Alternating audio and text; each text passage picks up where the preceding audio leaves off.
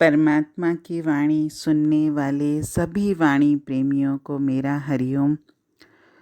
आशा करती हूँ आप सभी अपने जीवन में खुश होंगे, स्वस्थ होंगे, मस्त होंगे और परमपिता परमात्मा की कृपा आपके जीवन में हमेशा बनी रहे, मेरी यही कामना है। आप सबसे एक विनम्र अनुरोध है कि डेली वाणी ज़रूर सुना करिए।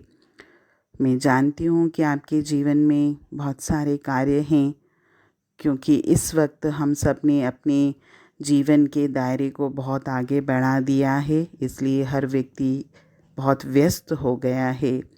लेकिन संसार के कार्यों को करते हुए भी हमें कुछ समय उस परम पिता परमात्मा को भी देना है। हम अपने दैहिक कर्तव्यों को तो हमेशा याद रखते हैं और कई बार न चाहते हुए भी करते भी हैं। तो इसी तरह मुझे अपने आत्मा के प्रति जो कर्तव्य है उसको नहीं भुलाना है। कुछ समय अपनी आत्मा को उस परमपिता परमात्मा से जोड़ना है और इसके लिए मुझे साधन करने पड़ेंगे।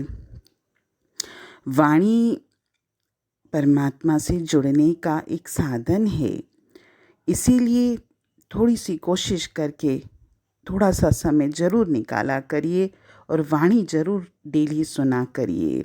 क्योंकि डेली अगर वाणी आ रही है चैनल पर तो मुझे जो भी समय आप निकाल सके हो, जिस समय भी आपको फुर्सत हो, तो वाणी ज़रूर सुना करिए।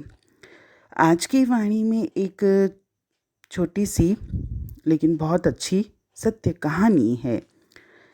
एक महात्मा थे, तो उनके आश्रम में जब भी कोई आता था, उनको कोई प्रणाम करता था, तो वो सदैव आशीर्वाद ये देते थे कि भगवान करे तुम मनुष्य बनो। तो एक बार एक युवक उन महात्मा के दर्शन करने के लिए आया। उसने भी प्रणाम किया। तो महात्मा का जो आशीर्वाद देने का जो उनका तरीका था, ढंग था, कि सदैव सबको ये कहते थे कि भगवान करे तुम मनुष्य बनो। तो वैसे ही उन्होंने उस युवक को भी ये आशीर्वाद दिया कि भगवान करे तुम मनुष्य बनो। तो उस व्यक्ति को ये आशीर्वाद बड़ा अटपटा लगा। वो सोचने लगा कि मनुष्य तो हम हैं ही, आशीर्वाद अगर इनको देना ही है तो कम से कम ये कह देते ना कि तुम धनवान बनो, तुम विद्वान बनो, तुम पुत्रवान बनो, तुम नाम कमाओ। ये तो उन्होंने नहीं बोला, बल्कि ये बोला कि तुम मनुष्य बनो। कोई तो बात है, चलो आज नहीं पूछता हूँ, कल आकर इनसे ज़रूर पूछूंगा कि आप ऐसा आशीर्वाद आपने क्यों दिया। तो दूसरे दिन वो महात्मा के आश्रम में फिर से आया। तो उन्होंने महात्मा से पूछा कि संत जी, आपके इन आशीर्वाद का क्या मतलब है कि आप ने मुझे ये कहा कि भगवान करे तुम मनुष्य बनो और सबसे आप यही कहते हो। तो मनुष्य तो हम हैं ही ना, कोई पशु थोड़े नहीं है। तो वो महात्मा मुस्कुराए और मधुर शब्दों में बोले, हाँ भाई, तन से तो तुम मनुष्य हो, पर मन से भी मनुष्य बन जाओ।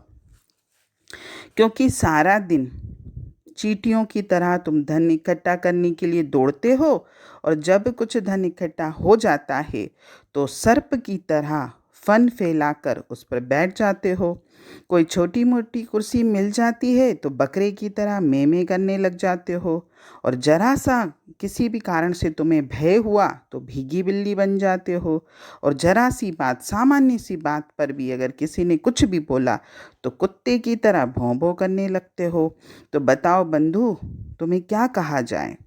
चींटी कहा जाए, सांप कहा जाए, बकरी कहा जाए, कुत्ता कहा जाए या बिल्ली कहा जाए? तो उस युवक को उस महात्मा की बात समझ में आ गई। तो उन महात्मा की बात को समझकर उनके चरणों में नतमस्तक हो गया और उसको लगा कि वास्तव में हम तन से तो मनुष्य हैं, लेकिन हमारी मनोवृत्तियाँ तो पशुओं से ही मेल खाती हैं। ये छोटी सी जो कहानी थी, छोटा सा जो दृष्टांत था, अगर वाकई हम विचार करें तो इस वक्त हम सबका जीवन ऐसे ही चल रहा है। ईश्वर ने हमको इस संसार में किस उद्देश्य से भेजा था और मनुष्य होने के नाते मेरा क्या कर्तव्य है और मुझे कैसा जीवन जीना चाहिए, मैं सब भूल चुका हूँ। मैं अंधी दौड़ में हूँ। जो संसार की अंधी दौड़ चल रही है कि मनुष्य को खुद ही नहीं पता कि हम कहाँ जा रहे हैं, हमारी मंजिल क्या है। हर व्यक्ति इस वक्त बस दौड़ रहा है, बस दौड़ ही रहा है, और ये दौड़ कब ख़त्म होगी हमको खुद ही नहीं पता। और जब तक हमारा जीवन है तब तक हम दौड़ते ही रहेंगे। हरिओम।